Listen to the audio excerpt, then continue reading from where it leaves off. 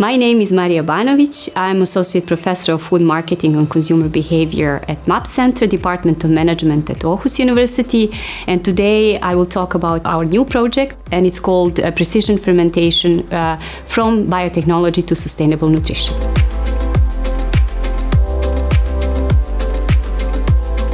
Fermentation is traditionally used in food industry to produce alcoholic beverages and food products like bread or cheese. And the difference between traditional fermentation and precision fermentation is that in traditional fermentation we use the whole fermented mass, while in the precision fermentation we only use the ingredients that we need. Like in the case of our project, we only use the protein that is produced from this fermented mass. This project aims to tackle big challenges that are mentioned in the farm-to-fork strategy, mainly related to the reduction of sugar consumption in Europe. We know that increased sugar consumption incurs some environmental and health burdens, such as diabetes, obesity, and cardiovascular diseases. We also know from the recent reports that sugar consumption will not reduce, it will actually increase. Sweet proteins can actually help there. What is good about sweet proteins is that they are 10,000 times sweeter than sugar. Actually, you would need only 1 teaspoon of sweet protein to substitute around 40 kilos of sugar. Nowadays, consumers are very much engaged in food, and it's really important for new technologies and new ingredients like precision fermentation and sweet protein to be accepted by the consumer, because this is a critical factor for their success on the market. Our main task on the project was to understand consumer perception and acceptance of precision fermentation and sweet proteins. In our first study, we wanted to find out how consumers see precision fermentation, but also sweet proteins, and what products could be applicable, let's say compatible with sweet proteins.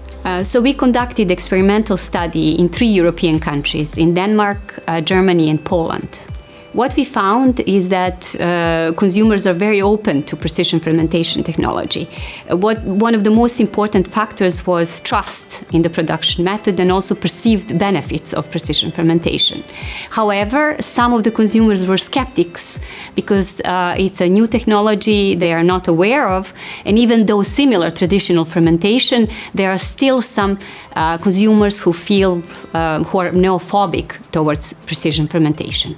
With regards to sweet proteins, we found out that consumers accept them better as sugar reducers rather than alternatives to sweeteners. And the main reason behind that is consumers perceive sweeteners as unnatural and unhealthy. We went more in depth and we looked at the different attributes that could be regarded as most important ones when selecting a product. We looked at the different types of attributes, like, for example, sugar claims.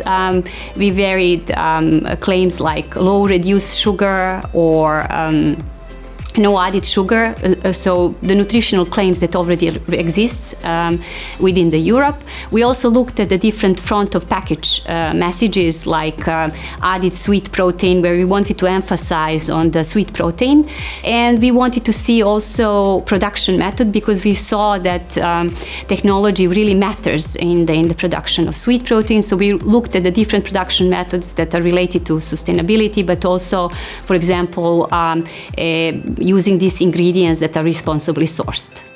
From this study, we found out that indeed production method was really important, especially the attribute that was related to responsibly sourced products.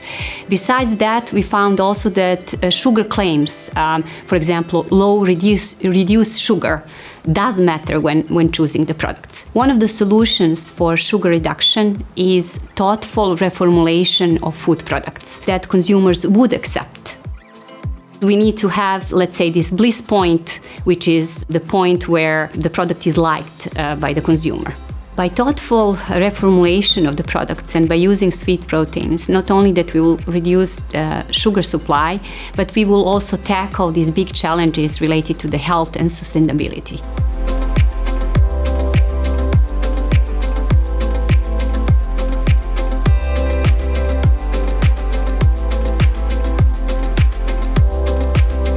We know that sugar is bad for our health and the environment. And on the market nowadays, we still do not have a suitable replacement for the sugar. We think that sweet proteins could be that replacement for sugar because they are tastier, healthier, more cost-effective, and also sustainable.